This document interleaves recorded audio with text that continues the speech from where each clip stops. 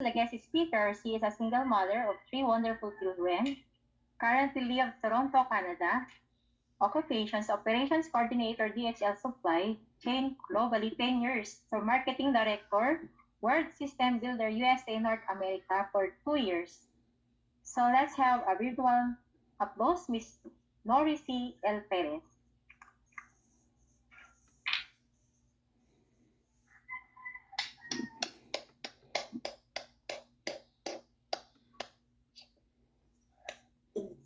Taga-mute muna ako.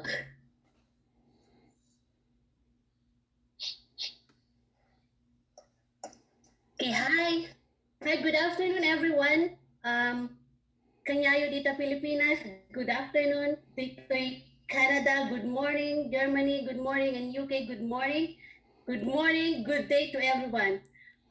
Before I take a pleasure of introducing our guest speaker, please allow me to express my gratitude to Mr. Eduardo Irigayan, Ms. Maureen Roa, Joel Altura, LV Aganon, Miss Femi Bakiran, and also Miss Orme Kabaya. Can Amin DMMA says, batch 1994 classmates for all their hard work in planning this reunion virtual event. All right. So you guys are awesome and you are the best. Okay. From the bottom of my heart. Okay.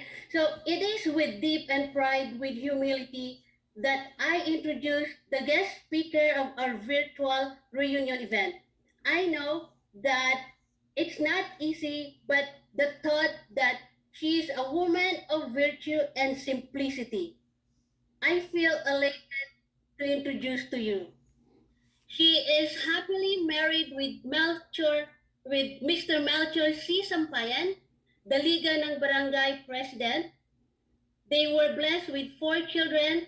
Kuya Romel Sampayan, he is a businessman. I believe he's a fish dealer. Myrel Lucas, a nurse supervisor at Capital Medical Center. Daryl Sampayan, we miss you so much. And Donadel Trilliana, a nurse at California, USA. She graduated as a valedictorian on her elementary level at Adventist Multigrade School and with honors on her secondary level at Northern Philippines Academy. She finished her master's degree at Saint University of the Philippines, Master Education. She was a secondary school teacher for 36 years to our beloved school, Don Mariano Marcos High School. And then she was retired as a master teacher too after. All right. So since she was retired as a teacher, she did not stop there, helping other people. She keeps her momentum going, be a role model to all retired teachers out there. You know what? When I called her, after dropping the call, she's on her way out to her kitchen pantry. And I said to myself, oh my gosh, wow, with this pandemic, instead of staying home and taking care of herself and her family, no, she's not. She is there helping her kabarangay and kababayan. She is now a member of the executive North Philippine Union Conference from 2012 to present, which allowed her to travel Luzon, Visayas, Mindanao, Hong Kong, and Thailand. No wonder when she messaged me back via Messenger, Kunana, thank you, Anak, for remembering me. Hope to see you when given the chance to visit Canada. Mom, it is a pleasure. Be our guest and hoping pandemic will end and soon your dreams visiting here will come true. She is now an apostolic grandma of 7 children, church elder, women ministry leader of Seventh-day Adventist Church. Ladies and gentlemen, I am here to transition with you, so I do not want to deprive you. of this moment, Sunday, May 9, 2021, with our very own speaker, our very own guest speaker, to hear from her for the very first time in the history for 27 years.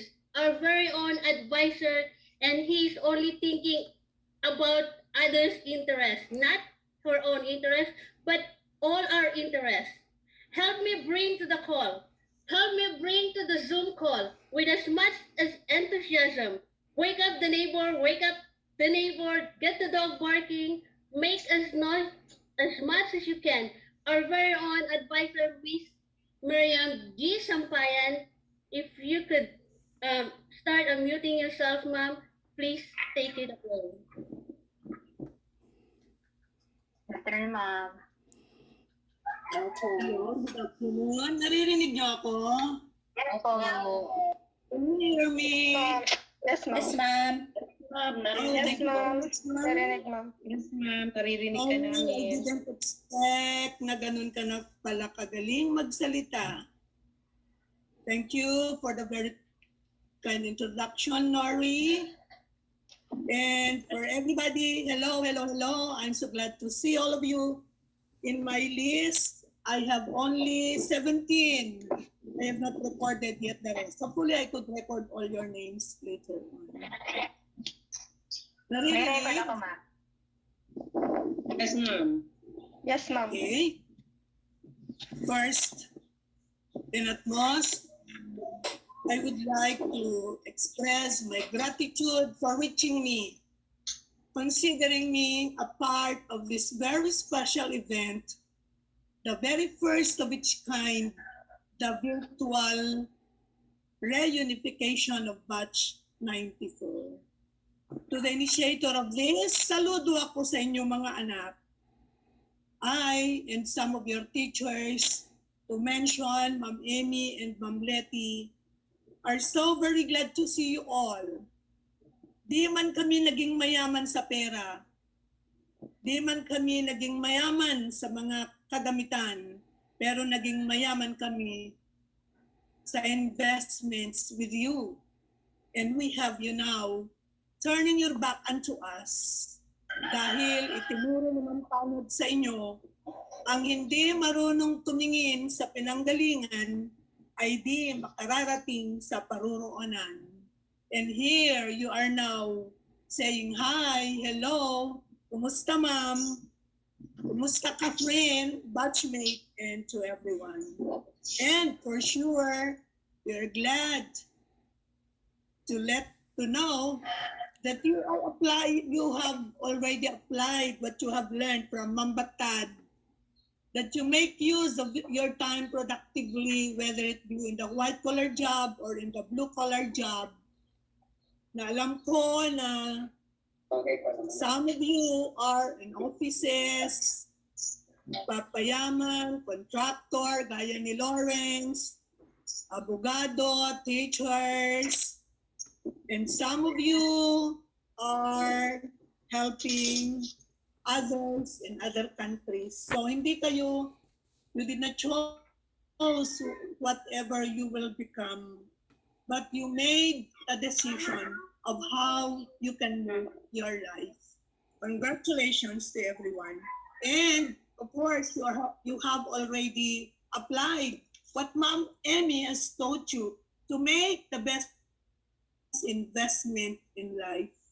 And your values education lessons, the GMRC, which you are manifesting now, your respect and honor to us, your teachers. And of course, I cannot forget or recall the lesson taught you by Ma'am Molina, for I believe by now, some, if not most of you, have already increased your treasure in exponential powers. Correct? Tell me if I'm wrong. I hope I could fill up your nostalgic hunger this time. Of the 27 years you haven't seen each other, I feel your happiness, mga anak, and your joy as you converse with each other, though virtual only, telling each other your achievements, your joys with your family, your children, the joy of your work, and also happy to see your change in your physical attributes.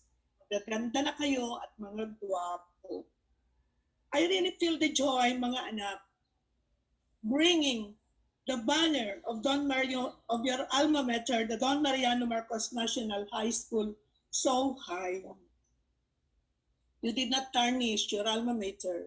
You did not fail us, your teachers. You listened to us intently. And so, enjoy this moment. At kami nagpapasalamat dahil nandyan na kayo telling us, Ma'am, eto na ako nagtuturo, eto na ako naging ganito, and we are so happy for that, mga anak. Hindi na ako magle-lecture sa English ngayon. I just would like to give you a motherly advice based on experience. For I am sure, and I can tell you, right now, experience is the best teacher. You still remember our lesson on the 3 stages of life. The first, we have done with it. We are done out from school. You are at the second stage, the most active stage. And my advice is, mga anak, now that you are on the second stage, please do the most of it. You are now turning yourself to a real life. You have your own colleagues, your family, your friends, your work, and everything. By now that you are still strong, do all your best, mga anak.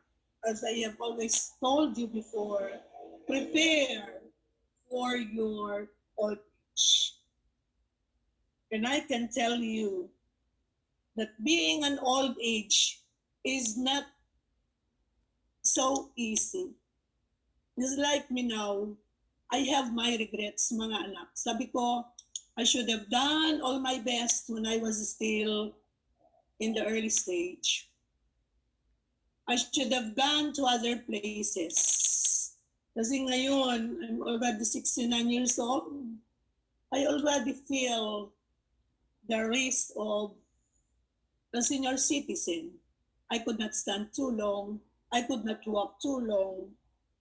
Though I want to accomplish so many things, physically I'm strong.